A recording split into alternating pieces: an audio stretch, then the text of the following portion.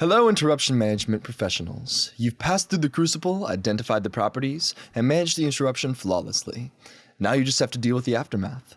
Welcome to the cleanup crew of interruptions, recovery.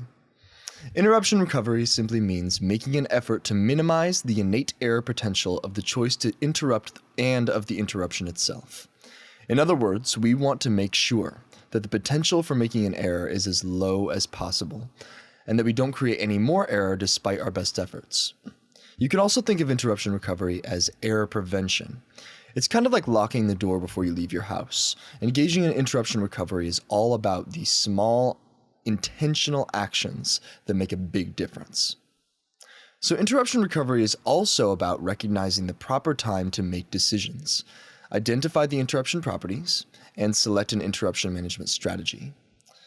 We also use this time to engage in any interruption recovery strategies, which we'll cover later. We call the time in which all of these decisions are made the moment to prepare, which occurs just after the interruption cue and during the interruption lag. The interruption lag and the moment to prepare are basically the same thing.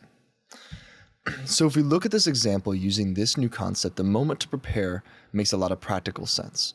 So in our very first lesson, we established that the interruption lag exists between the interruption cue, which in this example is when the manager tells the nurse to come to the desk, and the task onset, when you begin to engage in your primary task again. Or, in any task, it doesn't have to be a primary task. In this case, it's actually going to be more so the interrupting task that we're engaging in, because if you engage in the primary task, you actually don't have to engage in interruption recovery because you haven't interrupted anything. So after the interruption cue happens, then you have to identify the properties, choose one of the 4 strategies, and engage in any recovery strategies. Therefore, during the interruption lag, I will consciously take a moment to prepare in order to evaluate my options. Right? So hopefully that makes a little bit more sense to you, and that the most important part of the moment to prepare is your conscious effort to take that moment. It has to be conscious. You have to do it on purpose. So knowing this, we can now state that the true and full point of interruption recovery. And as we've been saying throughout these lessons, when you interrupt, you are accepting some increase in primary task error potential. So interruption recovery minimizes that error potential by focusing on the intentional formation of what's called prospective memories during the moment to prepare. So prospective memories are memories of a task's current state which support the future resumption of that task. Essentially, they are memories of a primary task's current status that can be referenced later when you're trying to come back to the primary task after engaging in the interrupting task. If you've ever walked into another room to do something and then gotten distracted by a text or another person, and then you forgot why you came into that room in the first place, that is an excellent example of a failure to form a prospective memory properly. So even in simpler terms, prospective memories are like a bookmark for your primary task, a mental bookmark. So let's take this medication task here, for instance. You're starting an IV in a routine patient when a patient care tech or PCT or other staff member even comes into the room with a food tray for your patient. So we're in the middle of the entire process of preparing the medication and administering the IV. So it's not just the injection part. So you're before the injection, you haven't started injecting it yet. So you decide that you're going to interrupt your IV process to help reposition the patient for their meal. During the time after you decide to interrupt, but before you begin the interrupting task, so after the interruption cue, but before task onset, you need to make a conscious mental note of where you left off in the IV routine process so that you can resume that task effectively and without error later on. It wouldn't be very good if you entirely forgot what you were doing just because you switched tasks. You need to make sure that you remember. In addition to making a mental note, we could also employ a few other interruption recovery strategies too, which we'll discuss soon, and why that might actually be a better idea. So as you can see, interruption recovery is basically all about what you do once you've made the decision to interrupt, so that you can make sure the act of interrupting does not hinder your ability to provide high quality, reliable care, because you're going to need to interrupt at some point, right? You can't always defer the interruption or choose other strategies. Sometimes interrupting is the strategy that is best. So like any kind of memory, prospective memories are stronger and more reliable when you put in conscious effort to create them. However, most of the time, making a mental note just isn't enough, right? So this is when we begin to use actual interruption recovery strategies. The most common recovery strategy is rehearsal. And this is just repeating the task to yourself in your mind while you're away from the primary task. This is different than just making a simple mental note. When you make a mental note, you're just like, I was doing this. Okay, I'll remember that later. And then you don't think about it anymore. Rehearsal is, I was in the middle of this. I'm going to keep thinking about that like a song on repeat throughout my interrupting task. While I'm doing it, I'm going to keep thinking, what was I doing? What was I doing? What was I doing? That's rehearsal.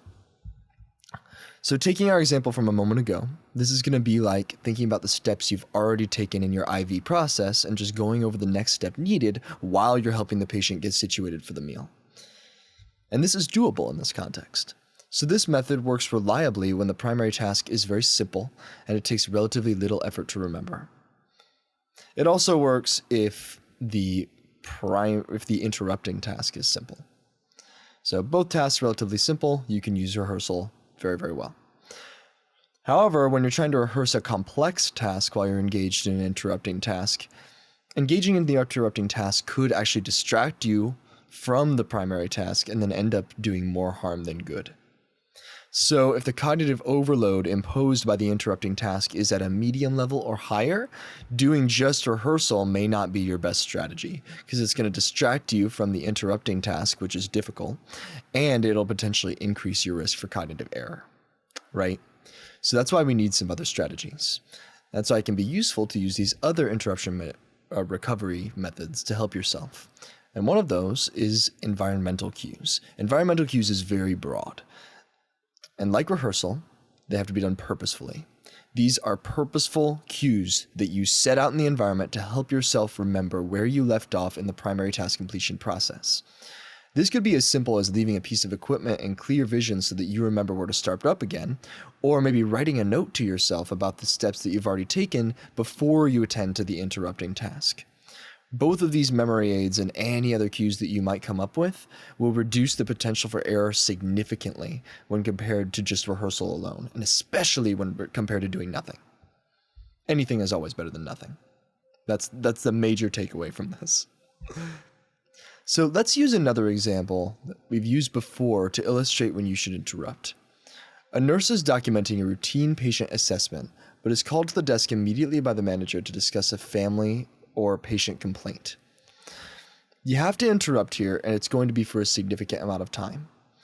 The interruption task length is another thing to consider, because as interruption task length increases, engaging in interruption recovery strategies becomes all the more important. You can't simply leave the computer screen open here because that's a violation of health information privacy, even though that would very much help you if you could just see where you were before. So options you can consider in this context would be writing yourself a note to keeping it on your person, or maybe even by the area, as long as it doesn't reveal any personal information. You could ask a colleague or a patient to remind you of where you were when you return. This could work too. And then placing some kind of object or marker in the vicinity that's just going to cue you as to where you left off. And this just has to be something that's meaningful to you. The nice thing about environmental cues is they literally can be anything, just so long as it has meaning to you. Purposefully engaging in an activity with the intention of helping yourself remember where you were, intentionally forming prospective memories, is much better and more effective than doing nothing. And it's always going to be something if you intentionally do it with that meaning. So the only detriment to environmental cues is that they often take a small bit of time to set in place. So once they're set, they're extremely effective, but there are times where you simply just don't have the luxury of being able to set an object out or write a detailed note in that moment. So sometimes we still can't do this on the fly. You're going to have to resort to rehearsal in these scenarios, even if it's not necessarily the best strategy. So the final interruption recovery tool that we discuss is one that many healthcare professionals use to great effect in their practices already, and that is checklists. Checklists are kind of like an environmental cue, but environmental cues are more so spur of the moment, whereas checklists are usually more prepared. So in everyday work, it's common for healthcare professionals to have like a list of ongoing and needed tasks that they know need completed throughout their day. Because of this, many experienced nurses and doctors will carry around personal checklists that they use to keep track of their tasks, and you can do this too.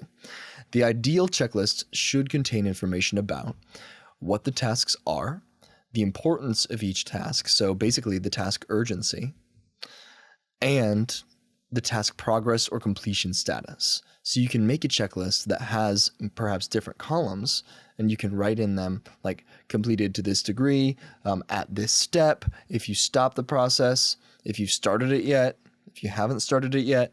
All this information is very useful to you.